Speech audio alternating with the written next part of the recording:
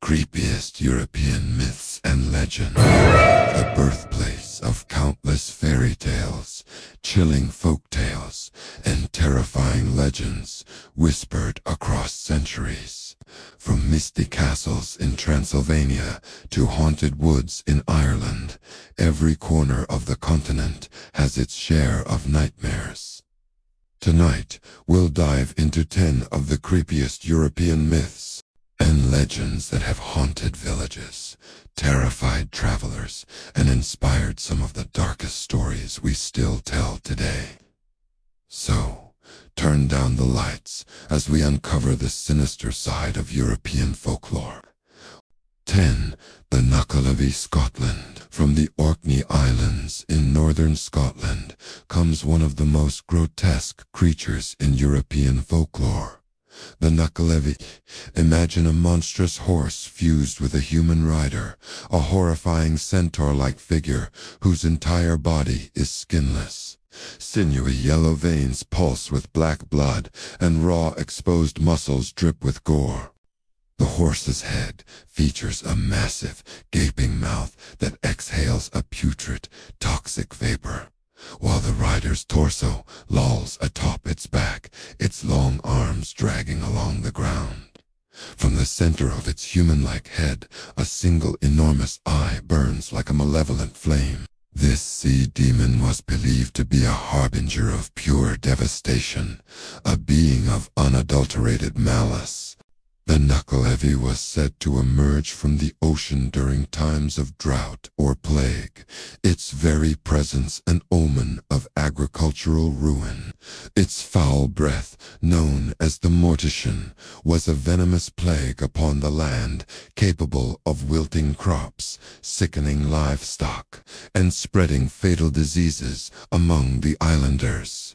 The stench of decay and rot clung to it, a foul miasma that announced its terrifying arrival long before it was ever seen.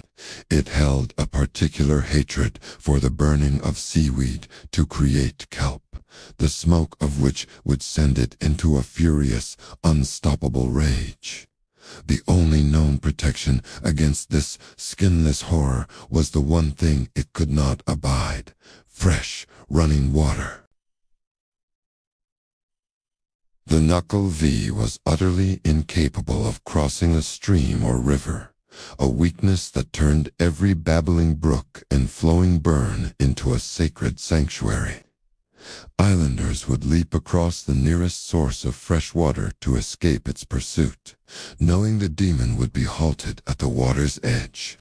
Even the most stoic fishermen would utter quiet prayers when the sea turned unnaturally calm, fearing it was a sign that the Nuckelavee might crawl from the depths and bring its pestilential wrath ashore.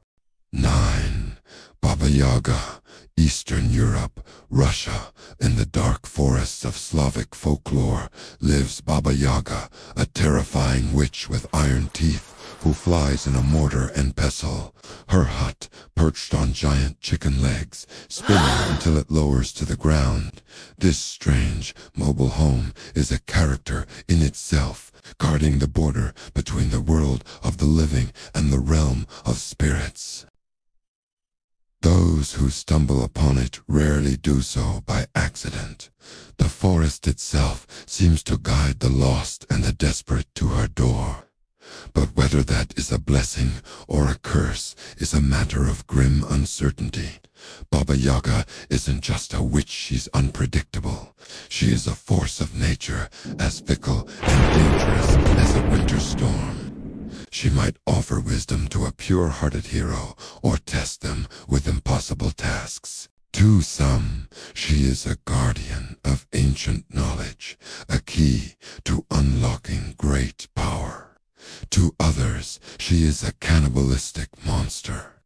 Legends say she kidnaps children, luring them deep into her forest lair with the promise of warmth or food, only to fatten them for her oven. The air around her hut grows heavy with dread, and the trees themselves seem to whisper warnings to turn back. Her domain is a place of absolute horror. Her fence is said to be made from human bones, with skulls glowing like lanterns in the night, their empty eye sockets watching every move. Her skeletal servants and disembodied hands do her bidding, completing chores with a chilling, silent efficiency.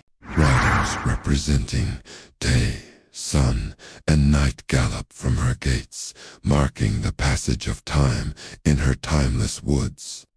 To face Baba Yaga is to face a primal fear, a being that embodies the cruel, untamed wild. She asks questions that have no right answer and demands payment in years of service or, perhaps, your very soul.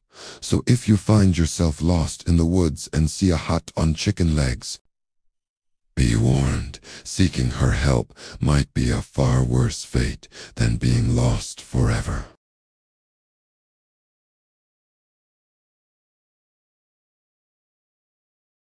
8. The Dullahan Ireland. Forget the headless horseman of American Lord Europe had its own first. In Irish mythology, the Dullahan is a headless rider who carries his decaying head under one arm. His eyes glow with a deathly light, and his grin stretches from ear to ear. This is no mere ghost. This is an embodiment of death itself, a terrifying harbinger from the unseelie court of fairies. The Dullahan rides a magnificent, terrifying black horse, its hooves striking sparks as it gallops through the darkest nights of the Irish countryside. The air grows cold where it passes, and the very sound of its gallop is enough to freeze the blood.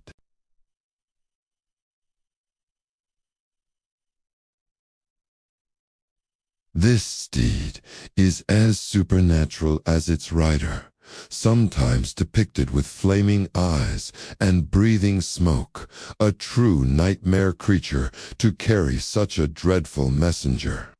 Wherever he stops, someone nearby is doomed to die. The Dullahan possesses a unique and terrible power. He has the ability to see the soul of a dying person, no matter where they are. He is drawn to them, an unstoppable force of nature. When he arrives at the fated house, the purpose of his visit is grimly singular. He calls out the name of the one whose time has come, and at the sound of their name on his lips, their soul is immediately torn from their body. There is no escape, no bargaining, no second chance. Some tales say he uses a whip made of a human spine, lashing out at anyone who dares to look upon him. Curiosity is a fatal mistake when the Dullahan is near. Those who spy on his grim procession are punished severely, either blinded in one eye by the whip/lash or having a basin of blood thrown in their face, a mark that singles them out as the next to die. The only defense against this creature is gold. Even a single gold pin is said to be enough to frighten him away, as the material holds some ancient power he cannot bear. So if you ever hear the thunder of hooves on a dark Irish road, close your curtains, lock your door, and pray you don't hear your name called out into the night.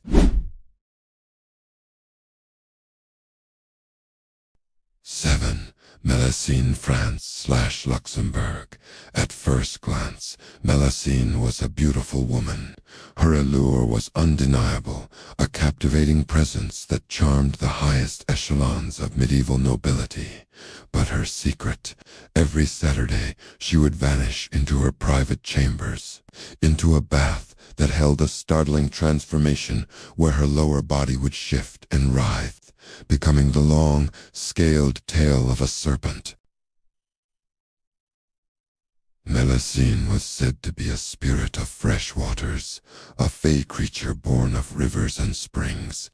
Her tale often begins with a chance encounter where a nobleman, lost and bewildered in a forest, stumbles upon her. Captivated, he falls in love and proposes marriage. Melusine agrees, but always under one strict condition. Her husband must grant her complete privacy on Saturdays. He must never, under any circumstances, attempt to see her on that day. Their lives together would be blessed with fortune, children, and great castles that seemed to rise from the earth overnight, all powered by her otherworldly magic. But mortal men are flawed creatures. In every version of the legend, curiosity or the goading of a jealous relative inevitably wins. The husband, suspecting infidelity or simply unable to resist the temptation of a locked door, spies on her. He might bore a hole through the wood or peek through a keyhole, only to be confronted with the shocking truth. In the water, he sees not the wife he knows, but a hybrid being, the beautiful woman he loves from the waist up, and a monstrous serpent from the waist down. The betrayal is absolute. When Melusine realizes her trust has been broken, her sorrow turns to fury. In some versions, she lets out a heartbreaking cry, transforms into a full-fledged dragon, and flies away from the castle she built, never to return to her mortal life.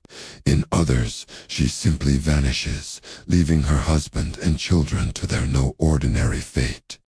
Her legend became so potent and deeply ingrained in European folklore that the royal house of Lusignan, and later the house of Luxembourg, proudly claimed her as their supernatural ancestor, a testament to their ancient and magical lineage. And even today, some say that her mournful wails still echo through the halls of her castles, a sorrowful omen that sounds whenever one of her descendants is about to die. And 6. The Strigoi of Romania. Before vampires became romantic figures cloaked in velvet and charm, a much older, more primal fear haunted the Romanian countryside, the Strigoi, in the deepest corners of Romanian folklore. These are not the sophisticated aristocrats of Gothic novels. They are the troubled dead, clawing their way out of the earth, driven by an insatiable hunger for the life they left behind. They are the restless souls who rise from their graves to terrorize the living and feast on their vitality. Forget the elegant, seductive vampire you know. The Strigoi are horrifyingly different. Picture a decaying corpse, its flesh peeling from the bone, animated by a malevolent force. These creatures were believed to possess a terrifying arsenal of supernatural abilities. They could shapeshift, often taking the form of an animal like a dog, wolf, or even a moth to slip unnoticed into a home. They could become invisible, moving like a phantom through the night, their presence felt only by a sudden chill or the scent of the grave. Instead of a clean bite to the neck, a Strigoi would drain the life force from its victims, leaving them weak, withered, and destined for an early death. The fear of the Strigoi was deeply personal and permeated every aspect of life and death. It was believed that anyone could become one, a person born with a call, the seventh son of a seventh son, someone who died by suicide, or even a person whose corpse was passed over by a cat. This meant that your own beloved family member, a parent, a sibling, or a child, could return from the grave as a monstrous predator. To prevent this horrific transformation, communities took extreme measures. The dead were often buried with a sickle or scythe around their neck to decapitate them if they tried to rise. Stakes made of ash or aspen wood were driven through the heart, and cloves of garlic were stuffed into the mouth to block the restless spirit. Sometimes bodies were even exhumed, and their hearts were burned to ashes.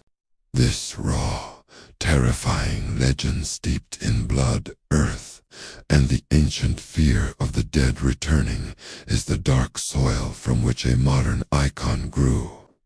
It was this folklore that directly inspired Bram Stoker's chilling creation of Count Dracula, giving birth to the vampire that would forever haunt the world's imagination. And 5. Krampus, Austria/Alpine regions in the snow-covered Alpine mountains. Children feared something far worse than just getting coal in their stockings. They feared the clanking of chains in the dead of night, the shadow that loomed behind the kind-hearted St. Nicholas. They feared Krampus, a horned, half-goat, half-demon creature whose sole purpose was to punish the wicked. While the benevolent St. Nicholas traveled from house to house, rewarding the well-behaved children with gifts and sweets, his dark companion had a different agenda. Krampus hunted the naughty. His long, pointed tongue lolled from a wicked grin, and his eyes glowed with malevolent fire. He was the enforcer of Yuletide morality, the stuff of nightmares made real.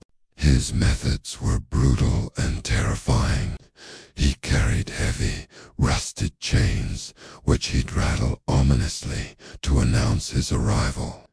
For children who had merely misbehaved, he wielded a bundle of birch rods, delivering sharp, stinging blows to teach them a lesson they would never forget.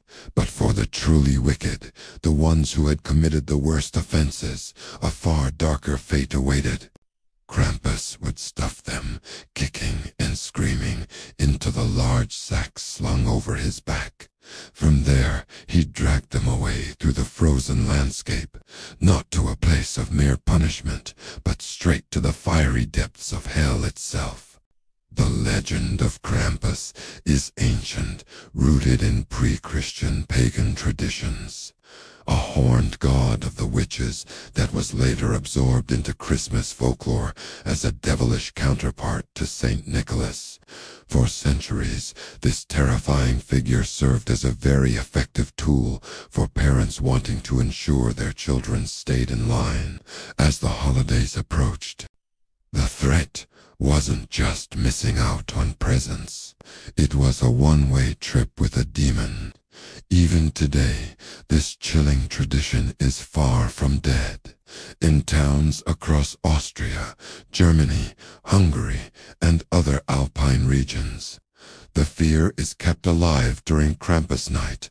Men don elaborate and genuinely terrifying costumes, complete with carved wooden masks, real animal horns, and shaggy fursuits.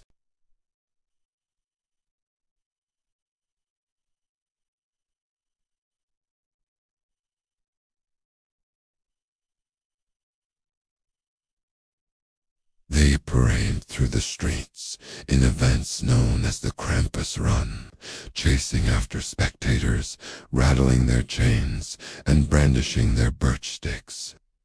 These modern-day Krampuses continue to haunt the Yuletide season, a visceral reminder that on a cold winter's night, something monstrous might be watching, waiting to see if you've been naughty or nice. And 4. The Alp, Germany nightmares in German folklore weren't just bad dreams, they were creatures. The Alp was said to sneak into homes at night, a malevolent spirit cloaked in the shadows of your own bedroom. Imagine waking in the dead of night, not from a sound, but from a pressure. A weight on your chest that grows heavier with each panicked, shallow breath. You try to scream, but your voice is stolen. You try to move, but your limbs are lead. You are utterly, terrifyingly helpless. When your eyes finally force themselves open, you see it. The Alp, sometimes a twisted, gnomish figure, sometimes a dark, shapeless mass. It sits on your chest, suffocating you with its sheer presence and an overwhelming sense of dread. It pins you down, its gaze locking with yours, a silent predator enjoying your terror. Victims would wake up unable to move, trapped in the chilling embrace of sleep paralysis, with the Alp staring into their eyes. You're awake, you're aware, but you are a prisoner in your own body. The creature's motivations were as varied and sinister as its forms. Sometimes it was drawn by a strange, vampiric thirst, drinking blood from its prey's nipples, or, in an even more bizarre twist, stealing milk from women and livestock. It was a parasite of fear and life force, leaving its victims exhausted, bruised, and deeply disturbed. It could shapeshift, turning into a cat, a pig, or even a butterfly to slip through the smallest crack in a door or a keyhole, ensuring no one was ever truly safe. People would try to ward it off with iron horseshoes, steel, or by placing their shoes with the toes pointing towards the door, hoping to confuse the creature and prevent its entry. This deeply unsettling myth gives us the German word for nightmare, Albtraum, which literally translates to Alp dream. It serves as a powerful personification of that primal fear of being vulnerable in our sleep. The Alp is one of the oldest supernatural explanations for the terror of sleep paralysis. And the feeling that something evil sits just out of sight in the dark, waiting for you to close your eyes.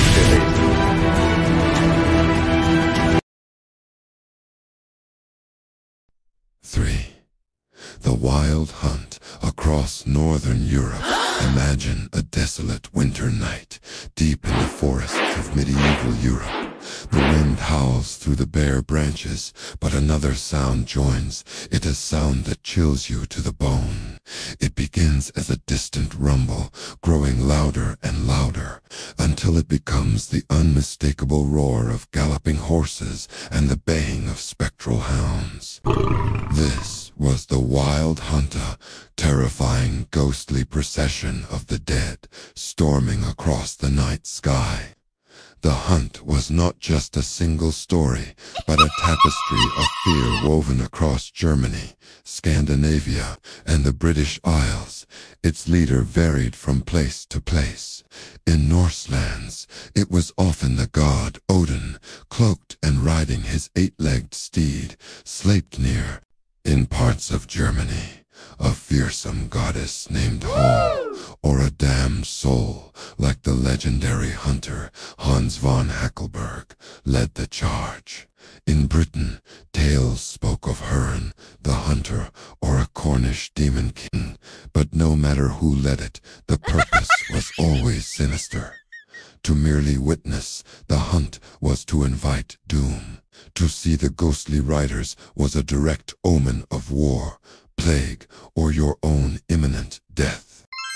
Those foolish or unfortunate enough to be caught in its path were not just witnesses, they became victims. The hunt was known to abduct the souls of the living, sweeping them up into the storm to join the procession for eternity. Sometimes it wouldn't take your soul, but your livelihood, cursing the fields it passed over and bringing famine and ruin to the entire community. The legend was more than just a campfire story. It was a genuine terror that haunted the rural psyche for centuries.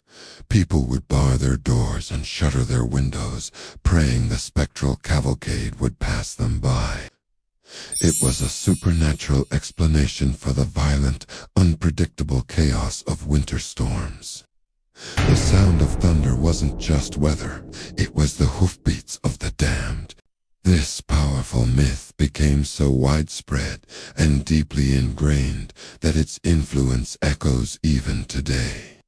It has galloped from medieval folklore into the pages of modern fantasy, influencing everything from Wagner-esque epic operas to video games like Asterisk, The Witcher Asterisk, and countless fantasy novels. But for the villagers huddled in their homes during the Middle Ages, hearing that thunder in the distance might have meant something much darker was racing across the skies. 2. The White Lady Europe-wide. From the misty shores of Ireland to the ancient castles of Hungary, nearly every European country has its own chilling version of the White Lady, a ghostly woman perpetually dressed in white, forever mourning a tragic, unspeakable loss. Her tale is whispered in countless languages, a universal specter that has haunted the continent for centuries. She is a figure of profound sorrow and dread. You might glimpse her wandering the lonely battlements of a forgotten castle, a pale silhouette against the stone. Or perhaps you'll see her drifting silently across a moonlit bridge, her form ethereal and indistinct. She is often seen on desolate roadsides, a solitary figure whose presence chills the very air. Her motives are as varied as the lands she haunts. Sometimes she is a grieving mother, forever searching for the children who were stolen from her by murder. In other tales, she becomes an avenging spirit, a righteous fury who punishes faithless husbands and unfaithful lovers. Sightings of the White Lady are rarely benign. In many traditions, her appearance is an omen, a harbinger of doom. To see her is to know that disaster is near, that death will soon follow for someone in the community, or perhaps even for the witness themselves. In Germany, the appearance of the White Lady of the Hohenzollern dynasty was said to foretell the death of a family member. In the Tower of London, her spectral form has been seen near the White Tower, her silent vigil a terrifying prelude to misfortune. What makes the White Lady so profoundly chilling is her universalities. So many different languages, so many different lands, yet always the same spectral figure. She is the embodiment of grief, betrayal, and loss, a timeless phantom that transcends cultural boundaries. Pale, often veiled, and forever weeping in the shadows. So, if you find yourself on a lonely European road late at night and see a solitary woman in white, it might be best to just keep driving. 1. Countess Báthory, Hungary. Our #1 creepiest legend is disturbingly real. In the late 16th and early 17th centuries, Countess Báthory of Hungary became the center of horrifying accusations. Noble by birth and married into one of the most powerful families in the region, she wielded immense power and influence. But beneath the veneer of aristocracy, a much darker story was unfolding within the walls of her castles, most notably Lactus Castle in modern-day Slovakia. The stories that emerged were the stuff of nightmares. Hundreds of young girls, initially peasants and servant girls from the surrounding villages, were lured to the castle with promises of work and a better life. Instead, they were said to have been subjected to unspeakable torture. The accounts detailed brutal beatings, starvation, and mutilation. The Countess, witnesses claimed, took a sadistic pleasure in inflicting pain, using needles, knives, and even freezing water in her cruel acts. These gruesome tales eventually grew to include accusations of her murdering hundreds of young women. The most infamous part of her legend, however, is the claim that she bathed in the blood of her virgin victims. Believing it would preserve her youth and beauty, she supposedly turned her castle into a human slaughterhouse. This particular detail has cemented her place in folklore as the Blood Countess, a vampire-like figure obsessed with eternal youth. She became a precursor to the Dracula myth, a real-life monster whose actions were far more terrifying than any fictional creature. In 1610, the sheer volume of complaints and rumors finally forced the authorities to act. György Thurzo, the Palatine of Hungary, was ordered to investigate.